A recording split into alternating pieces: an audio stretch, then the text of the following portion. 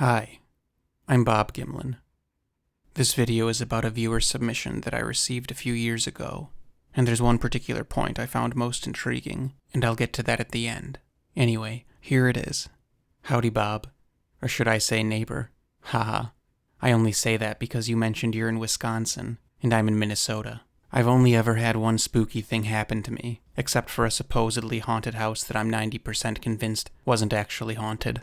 LOL. No, this isn't a ghost story. This is way, way stranger. It happened in 2005 when I was 15. I was staying with my grandpa that summer, who had a property in Minnesota. My grandma, his wife, died when I was very young, and he never remarried or dated, and he has recently passed away. But he did the typical winter in Florida and summer in the North deal. Anyway, as you would probably say, LOL, my brother and I were spending a few weeks of the summer of '05 at my grandpa's cabin. I was definitely a tomboy, and I like to think I still am a little bit, but definitely way more when I was a teenager. I'm 33 now. My grandpa did an equitable job of divvying up his time between me and my little brother. So one day we would go fishing for me, and the next day we'd go to the mall or antiquing for my brother, which makes a lot more sense now 15 years later. I think this was actually the first year that he opted out of going fishing and was allowed to stay home by himself. I guess he would have been 13 years old. He was still at that age where you had to give him a list of phone numbers to call in case of an emergency or something like that, even though we'd only be gone for a few hours. We drove to the lake, and it was one that I'd actually never been to, though he'd been using it for a few years. The lake was long and roughly shaped like a C. It's pretty small by Minnesota lake standards. Absolutely breathtaking houses lined the shore, each one, of course, separated by a lot of space and woods. Some of the houses were right on the water, and some were nestled behind trees. Most had docks, and some had those little boat garages. And yet, we were the only boat on the water that day, and the houses had no signs of life. It's startling to realize that these lakeside mansions are owned by people who probably only use them once or twice a year. LOL. If I had one of those houses, it wouldn't even matter because you'd never see me inside. And I actually mentioned this to Gramps, how weird it is that we're the only ones taking advantage of the beautiful day on the water. And I remember he told me that, despite vicious rumors, a lot of people who own these properties are able to afford them because they don't have time to enjoy them. I'm still skeptical of that. I'm still kind of a feel the burn kind of girl. Anyway, in Bob voice, LOL, I still think it was weird how vacant the place was. But it was fun. We had fun. We used floaty froggies to catch bass. Basically, you just throw them out there and twitch them until a monster bass comes out of the weeds, thinking it found itself a struggling wayward froggy. And of course, my grandpa was pulling them in left and right, and I wasn't catching anything. That's when he switched to a lure that we both know doesn't work, and he still pulled out crappie and perch left and right. Finally, I caught my bass with my wayward frog, and started to use a little jig to catch sunfish, the supply of which are limitless. We trolled to a little spot on the lake that looked like an island, but he assured me that it wasn't. You just couldn't see the peninsula bit, I guess. He pulled right through the lilies and onto the grass, and tied off onto a tree. He said he knew a nice little clearing in there where we could sit and eat our sandwiches. Obviously, we could have eaten on the boat, but I knew that the real reason for stopping was because he needed to pee. And he once told me that after the age of 60, your bladder shrinks and shrinks until it wills itself out of existence altogether.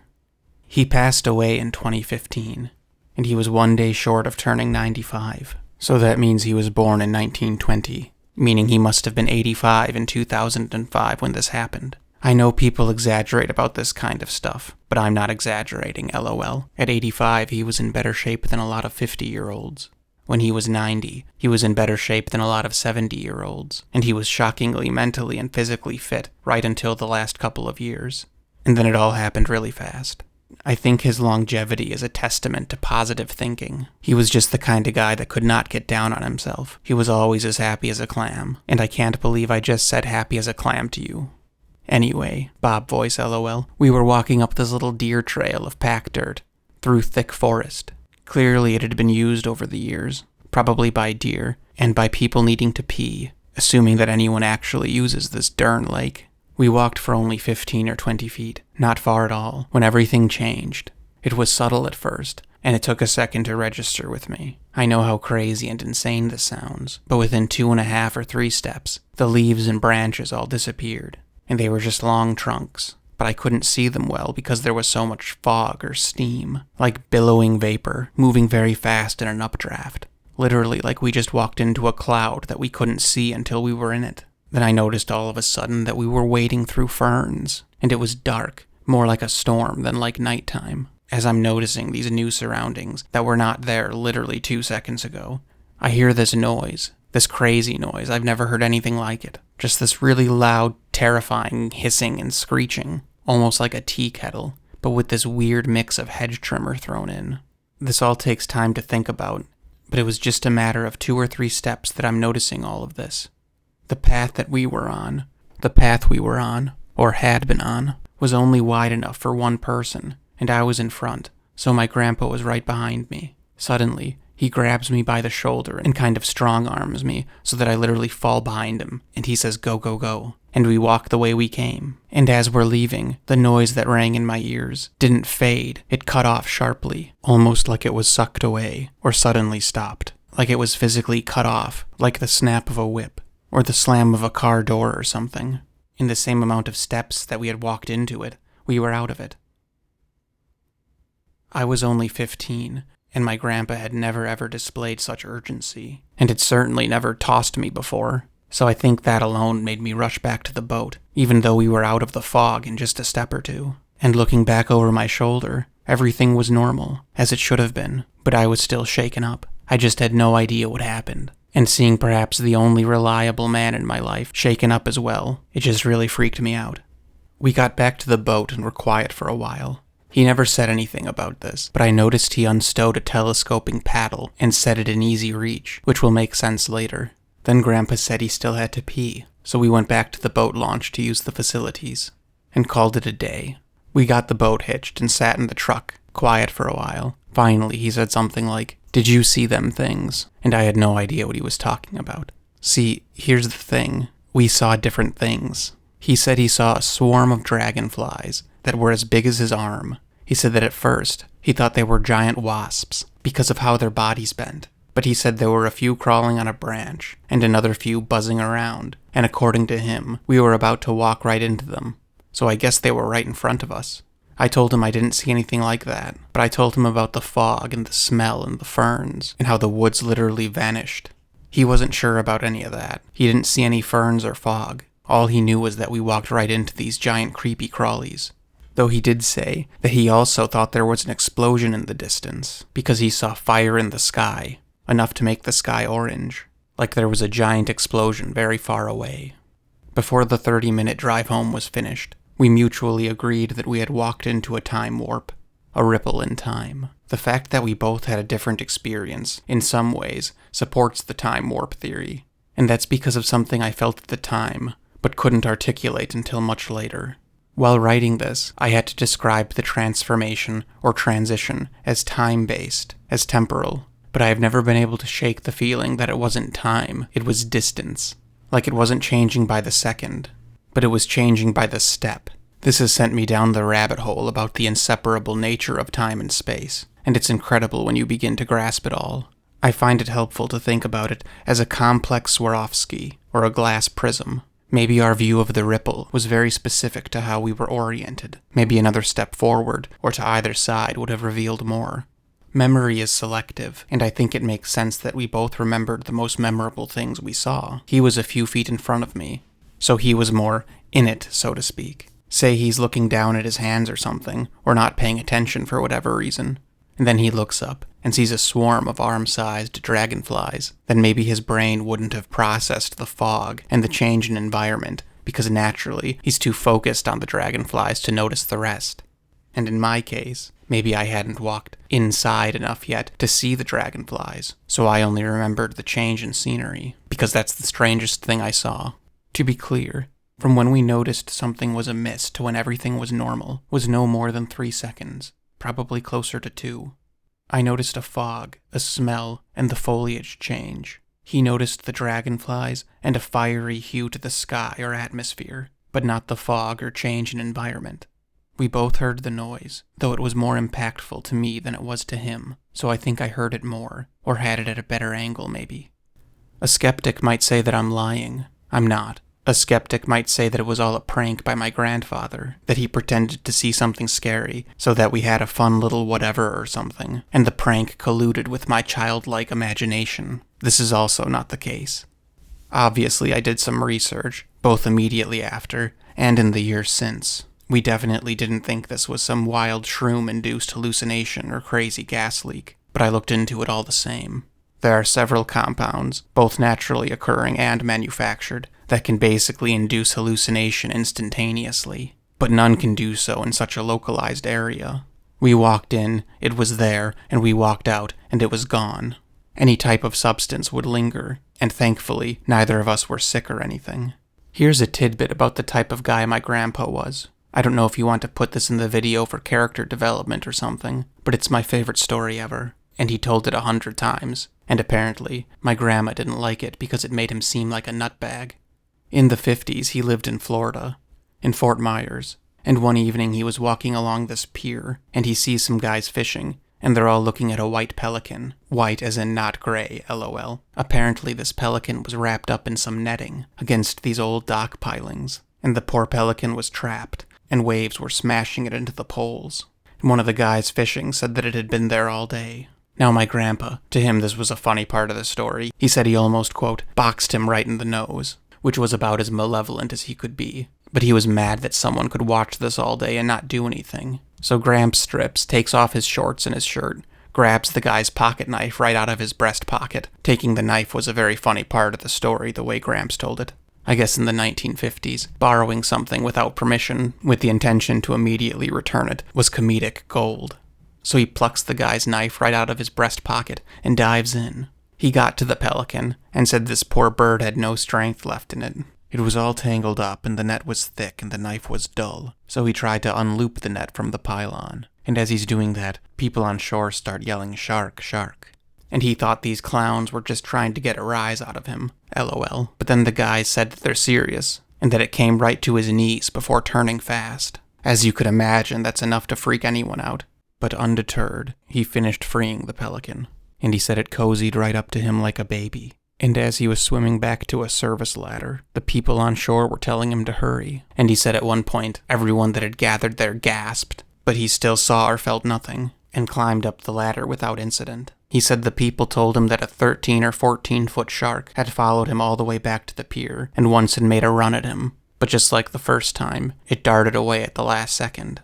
I remember my grandpa always said that the shark was probably just curious. Well, Gramps, what do sharks do to satisfy their curiosity, And anyone who's ever seen Shark Week would know that a struggling and bleeding animal would in fact attract the attention of a shark. It had probably been waiting there for a while. And the only shark of that size in the Gulf of Mexico would be a tiger shark, which is one of the big three. Anyway, Bob voice again, lol. The pelican didn't have the strength to fly or stand. So he brought him back to their apartment, where he cleaned his wounds and fed him fish from a bait store, named him Henry, and kept him hydrated. And I don't really understand how this happened, but I guess the pelican insisted on sleeping with him. After a few days, they let him out on the balcony, and he flew away. But Henry came back that night, and every night after that. Henry would even migrate during the summer, but every winter he came back to the balcony and expected nothing less than to roost in bed. I guess Henry was a cuddler, and he did not tolerate intimacy. I wasn't alive for this, of course, but Grandma said my mom was almost never born because of this pelican. Though she conceded that pelicans are surprisingly tidy, they only poop over water, and they keep groomed. I don't know if that's true for all pelicans, but it was for Henry.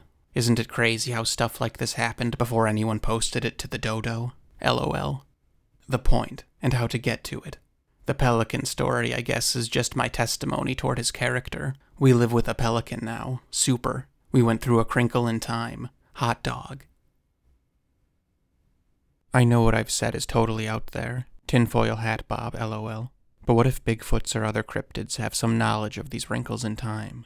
And when things get too hairy, they can just slip back or forward. That would definitely explain why we never find them. What if they don't actually live here, and they just foray here for whatever reason?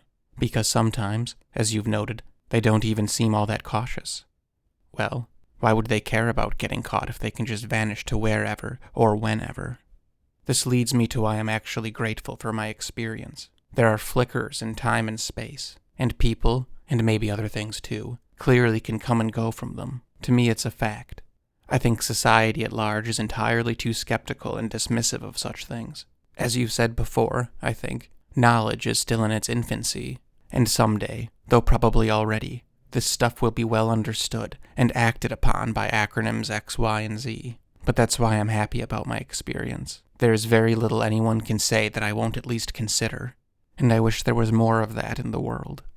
Well, sorry if this got rambly.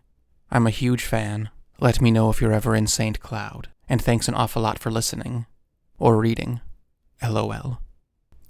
Okay, hi, back to me.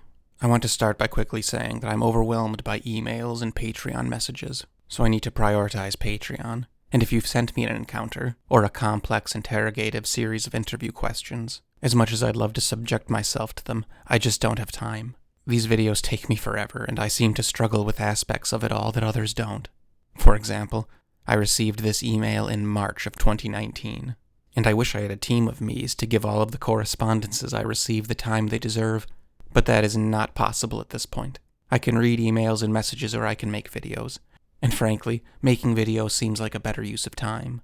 Okay, now to the thing what happened. So I don't really have a strong opinion about time warps, and to be honest with you, I can't say that it's something I'm particularly interested in. And that's because I don't think I'm able, or particularly inclined to at least, wrap my head around it. But I actually think it's important to cover, because that which is unexplained cannot be understood in a microcosm. For example, you can't develop a comprehensive portrayal of mammals if your only case study is dolphins, and you can't develop a comprehensive portrayal of animals if your only case study is mammals, and so on and so forth. So do I think that wrinkles in time, such as the one described here, are quite possibly a thing? I don't know, but probably. I've read that the odds of the multiverse existing are astronomically higher than the odds of only a single plane, but as I said, that's a bit too much for me. So let's presume the assumption is true for a second. There were giant dragonflies buzzing around some 300 million years ago. Meganeura.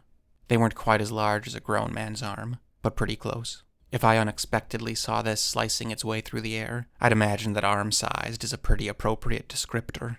Regarding the orange haze, well, who knows what the different atmospheric composition would have resulted with. And that's what I assumed at first. For this video, I was reading about the Carboniferous period, and I learned that it was a period hallmarked by forest fires. 300 million years ago, the atmosphere was some 35% oxygen, whereas now it's about 20%. The atmospheric oxygen content, being nearly twice what it is today, obviously would have made things more fiery, and it's even been theorized that lightning may have been hot enough to combust the air itself, which is a horrific thought, if every lightning bolt ignited the sky around it, with thunder rolling through fire clouds. So any of these factors could likely result in an orange, atmospheric haze. And I'm sure there's more options, of course. My biggest problem with the time and space warp thing is that, statistically speaking, what are the odds of coming out on land, as opposed to the ocean? Does time and space account for the continental drift? Or what about the simple matter of elevation? If you magically transported back 300 million years, in the exact location you are now, I imagine the odds would be pretty high that you'd end up mid-air, in a mountain, or in the sea, because the time and space you inhabit is not inextricably linked to the actual ground you're on. Unless, of course, these fractures in our continuum are intentional and planned. I chose this story for one reason. Well, two, actually. I really adored the pelican story, and wanted to see it come to life. But more importantly, one relatively small detail of her account really stuck out to me. Simultaneous to the environment around her changing, she said, quote, "I hear this noise. This crazy noise, I've never heard anything like it. Just this really loud, terrifying hissing and screeching, almost like a tea kettle, but with this weird mix of hedge trimmer thrown in." And when I first read this report, I thought she was implying that the noise she heard was supposed to be the dragonflies. But further questioning revealed that this wasn't the case. I guess I thought this because I've definitely heard the buzz of dragonfly wings skirting by, and I figured a swarm of giant ones would produce a rather intense sound. But in follow-up questions, she didn't think so. She said it was more like, quote, rushing air, but with a mechanical purring noise behind it. And then as she left the immediate area, and the environment returned to how it had been, she said the noise, quote, didn't fade, it cut off sharply, almost like it was sucked away, or suddenly stopped. Like it was physically cut off, like the snap of a whip, or the slam of a car door or something. And this is why I decided to make a video on this story, a subject that doesn't otherwise particularly interest me. When I read this, I immediately thought of a case that Mr. Politis covered in 411 The Hunted, regarding Tom Messick, an 82-year-old former firearms instructor and paratrooper who disappeared in 2015 while hunting with a group of friends and family in Warren County, New York. He had been well within earshot of his companions when he disappeared, and he had a rifle and a walkie-talkie, and though his health was relatively poor, he was extremely experienced, and literally spent 50 years training others for just such a situation. On November 15th, he was last seen at 10 a.m. A search began at 7 p.m., and within days, over 50 agencies were involved in the search, including multiple canine units, several aerial divisions, one of which being the New York State Police Aviation Unit, and this exhaustive search lasted until the 26th, 11 days, and after that, a search to find what could only be remains continued until January of the next year. Nothing of Mr. Messick's belongings or remains were ever recovered, even from dredged lakes and swamps. So this case is particularly intriguing because Mr. Messick was largely immobile. Even if he got lost, disoriented, or confused, he simply couldn't have gotten far. And even if that had happened, something like the symptoms of Alzheimer's or dementia, he would have been familiar enough with this kind of situation to still know what to do. Those diseases, surprisingly, don't rob you of knowledge like that. There's no animal in New York State that could make prey of a man his size, without leaving a conspicuous scene at least. Allegedly. And foul play seems like a stretch. An 84-year-old man with health issues, with no money on him, isn't a particularly desirable target to bad actors. And moreover, even if that was the case, said bad actor would obviously have had to remove him from the area, which likely would have required a vehicle because of his size, and his companions would have heard it.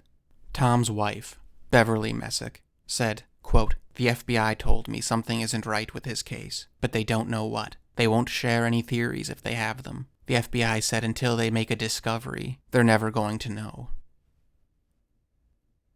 Crimes investigator David Winchell, with New York State's Department of Environmental Conservation, said that as of January 2016, the search is on a, quote, "limited continuous basis, and to this day is considered an active case, though the odds of a desirable outcome seem low to me." Anyway, one of Tom's companions, a man named Sid Sharp, who was there on that sad hunting trip, told Mr. Politis about something that happened a few hours before they noticed Mr. Messick went missing. Quote, "I heard a strange noise in the woods, but I don't know what it was. Just a different noise from what I usually hear, you know. It'd be hard to explain but it was different. Something different that I never heard before in the woods. I just can't say what it was, you know." And I encourage you to watch this documentary if you haven't, so you can see this for yourself. To me, it's very eerie how Mr. Sharp would not elaborate on what he heard, and you can see it in his eyes. He just wouldn't go there. And it's so obvious that you can tell that Mr. Politis kind of stops prying after several follow-up questions. It's almost like Mr. Sharp is trying to play it off like it was probably nothing, but you can tell that he knows it was everything. Sid Sharp Jr., so Sid Sharp Sr.'s son, elaborated more about what his father said he heard that day. He said his father, quote, "heard some kind of snapping or crack sound. It was strange. It wasn't something normal he hears in the woods. He still talks to me about it. He said it almost sounded like a big trap closing, or something. I don't know." Which sounds similar to the hissing and screeching that, quote, "didn't fade, it cut off sharply, almost like it was sucked away or suddenly stopped, like it was physically cut off, like the snap of a whip or the slam of a car door or something. That reason alone is why I don't dismiss this account." Frankly, the similarities between these two descriptions made my hair stand up a bit. Sometimes the devil is in the details, and I think that's exactly where he wants to be. What would have happened if these two never made it back? It's at least worth pondering, as are a great many things. Anyway, due to popular demand, I've added many of Adrian's illustrations to my spring store, and I split all profits with the artist, so making a purchase is a great way to support the both of us. And I'll probably pin a comment on this video for an update on Fred. And anyway, again, and as always, Thanks an awful lot for listening.